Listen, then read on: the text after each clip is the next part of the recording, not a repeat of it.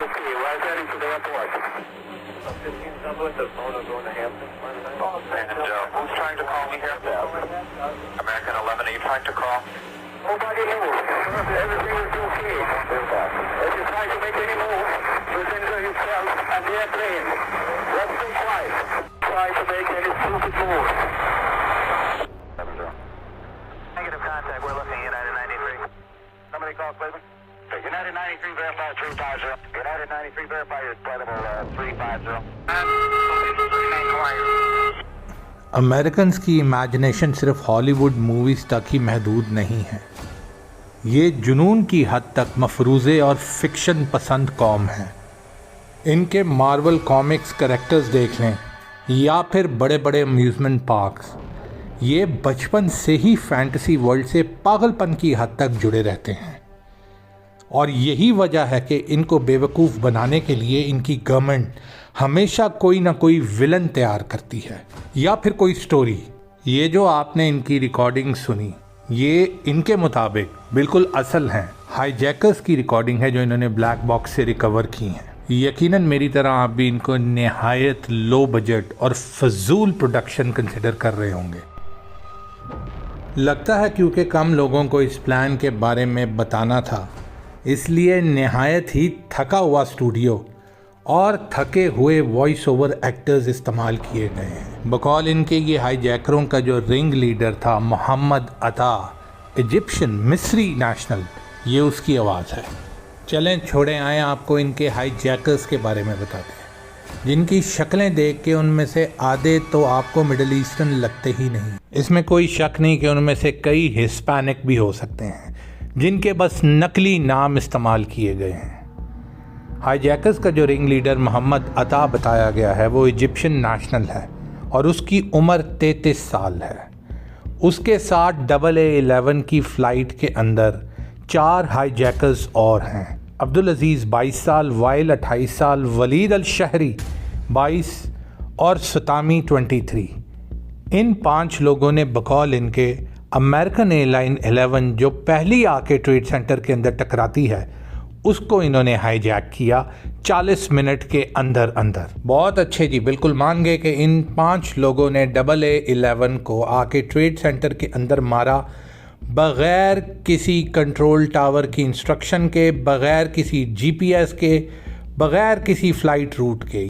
ये इतने पक्के खिलाड़ी थे बकौल इनके कि इन्होंने जहाज़ मोड़े और मोड़ कर ला कर इन्होंने ट्रेड सेंटर के अंदर आके मारा। यूनाइटेड एयर 175 के अंदर भी 5 हाईजैकर मौजूद थे, जिनमें मरवान अल शही 23 साल का, फयाज 24 साल का, मुहन्नद 22, हमजा 20 साल का और अहमद अली गामदी 22 साल का लड़का मौजूद था। इन्होंने किसी से बात करना गवारा ना की, ना कंट्रोल सेंटर ने जब से ये उड़े इनसे कोई राब्ता किया और उसके बगैर ही इन्होंने जहाज़ को नीचे जाते हुए मोड़ा और वापस ऊपर न्यूयॉर्क की तरफ लेके आए और सदर्न टावर में लाके दे मारा। AA-77 के अंदर भी 5 हाईजैकर मौजूद थे। हानी हंजूर, खालिद मिदर, माजिद अल मोकद, नवाफ अल हज़मी और सलीम अल हज़मी। नवाफ 20 का और सलीम 25 का, और ये सारे के सारे सऊदी नेशनल बताए जाते हैं।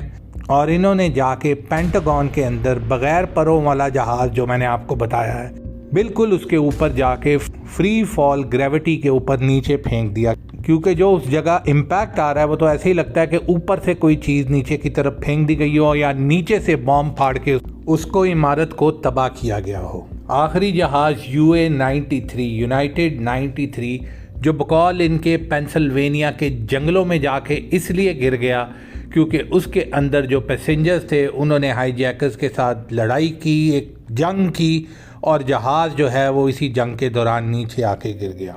उसके अंदर एक लेबनानी मौजूद था, जैद अल जर्रा, बाकी 3 सऊदी, अहमद अल हज़नवी, अहमद अल नामी, सईद अल गामदी। शायद ये एक जहाज़ था जिसके अंदर 5 के बजाय इन्होंने 4 बताए हैं। तो यही वजह है कि ये हाईजैकर जो हैं वो अपने मकसद में कामयाब नहीं हो सके और वो जहाज़ जो है पेंसिल्वेनिया के जंगलों में जाके गिर गया।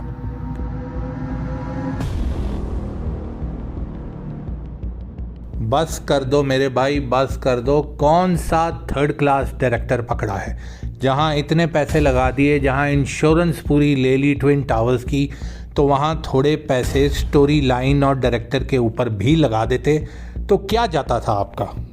आप ये सोच रहे होंगे कि ये हाईजैकर्स तो मैंने बता दिए, लेकिन ये मैंने आपको नहीं बताया कि इन्होंने इन जहाज़ों को हाईजैक किया तो किया कैसे।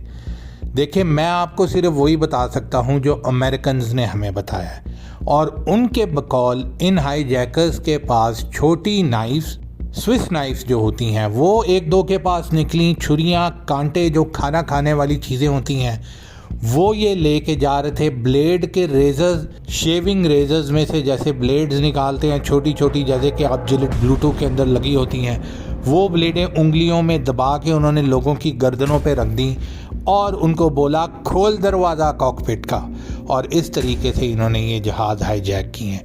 किसी के पास कोई एमुनिशन किसी किस्म की नहीं मौजूद थी, ये खुद ये कह रहे हैं। इस सारी स्टोरी में अभी इन्होंने अमेरिकन इमोशंस नहीं लेके आए।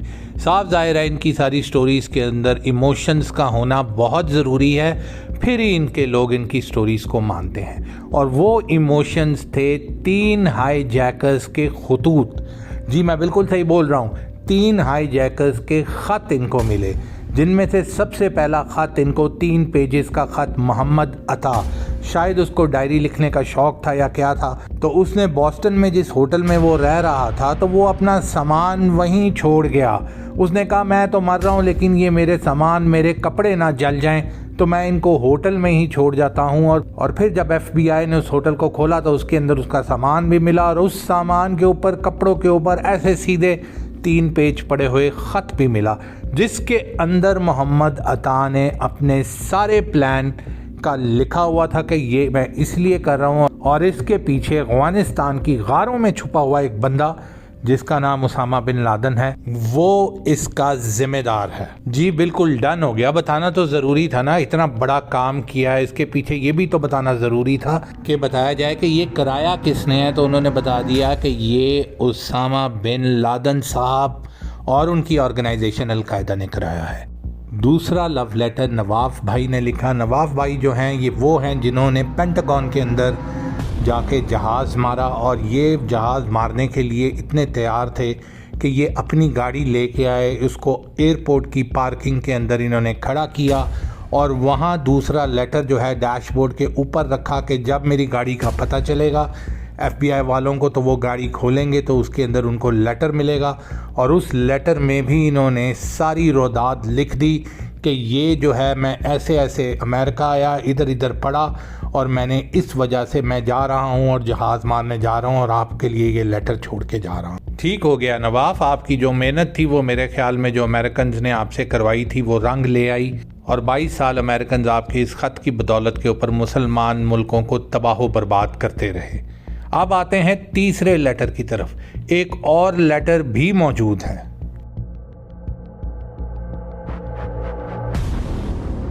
यूनाइटेड एयर 93 जो जंगलों में गिरी, जिसके अंदर जैद, जर्रा, अहमद और सईद अल गामदी, ये 4 लोग मौजूद थे।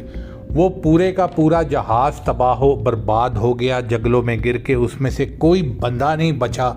लेकिन FBI वालों को एक लेटर वहाँ से मिला जो बिल्कुल भी नहीं जला, जहाज़ तबाह हो गया, सब कुछ तबाह हो गया, वो लेटर सही सलामत उनको वहाँ से मिला। उनको ये नहीं पता कि ये 4 में से किसने लिखा, लेकिन उस लेटर के अंदर भी यही सारी चीज़ रिपीट की गई थी, सारी स्टोरी बताई गई थी। अब अगर हम वीडियोस की तरफ आएँ कि जो वीडियोस टीवी के ऊपर आप देख रहे थे या जो वीडियोस वहाँ आई विटनेस ने देखी हैं, उसके अंदर आप देख सकते हैं कि किस महारत से ये जहाज़ मुड़े और ट्विन सेंटर के अंदर जाके ये लगे। लेकिन अगर आप उन वीडियोस को बगौर देखें तो आप और भी बहुत सारी चीज़ें देख सकते हैं जो ये नहीं चाहते थे कि आपको पता चले।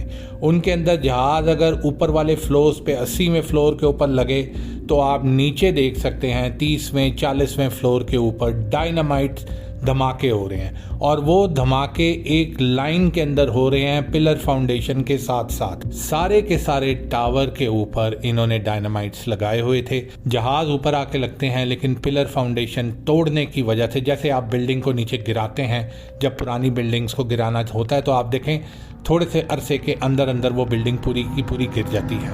ये तो फिर इन्होंने पूरा टाइम लिया कि पूरी वीडियोस दिखा दें, लोगों को डरा दें, सारे दुनिया को ये बता दें कि ये इस तरह का वाक़या हुआ है।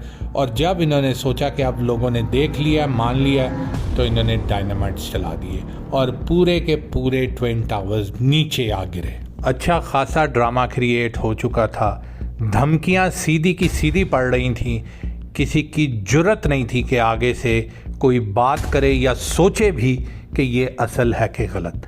हर बंदा छुप गया। हर मुल्क जिसकी कोई इन्वॉल्वमेंट थी, जैसे Saudi, Egypt, Lebanon, Pakistan, Afghanistan, डर के मारे दुबक के बैठ गए कि ये ना हो कि अमेरिका बहादुर तोपों के रुख सीधे हमारी तरफ कर ले, जो कह रहा है मान जाओ। उसामा बिन लादेन तो 6 महीने पहले डायलिसिस कराते हुए अमेरिकन डॉक्टर्स के हाथों ही वफात पा चुका था।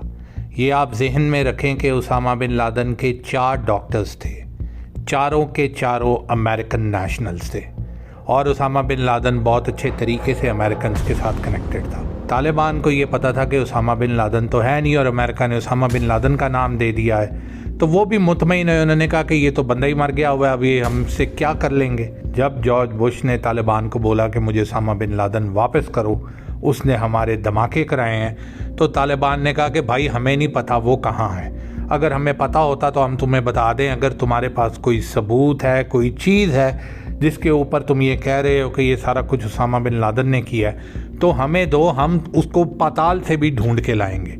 तालिबान को पता था उसामा बिन लादेन मौजूद ही नहीं है, तो ढूंढ के कहाँ से लाना है और इसने सबूत कहाँ से दे देने हैं। लेकिन अमेरिका ने सबूत देने या बात करने का वक्त ही नहीं दिया, ये मोहलत ही नहीं दी। उसने नॉर्दर्न अलायंस को तैयार कर दिया और CIA के एजेंट्स फौरी जो पहले ही वहाँ मौजूद थे अफगानिस्तान के अंदर, उनको एक्टिवेट कर दिया और जंग का ऐलान कर दिया। आप यहाँ ज़रूर सोचेंगे कि उसामा बिन लादेन अगर 1999 के अंदर मर चुका था तो ये अगले आने वाले सालों में किसको दिखाते रहे और वो कौन था जो 2010 तक जिंदा था। हमारे एक सहाफ़ी भी जाके उसको मिल के आए। वो सहाफ़ी जब उसको मिलने गए 98 के अंदर, तो 5 दिन तक उनको सफ़र करना पड़ा। इस चीज़ को वो कंफर्म कर सकते हैं, आप उनसे पूछ सकते हैं। हाँ, जो उन्होंने बाद में ये बोला कि मैं दोबारा मिला पोस्ट 9/11, तो ये सरासर झूठ है। उसामा बिन लादेन के जो 4 डॉक्टर थे, उनमें से एक डॉक्टर को आप बहुत अच्छे तरीके से जानते हैं, जो भी अमेरिकन नेशनल हैं, उनके बारे में भी आगे चल के आपको बताते हैं। लेकिन अभी मैं आपको लेके जाता हूँ अक्टूबर 2001 तोरा बोरा के अंदर, जहाँ इस वाक़े से पहले ही मैं मौजूद था।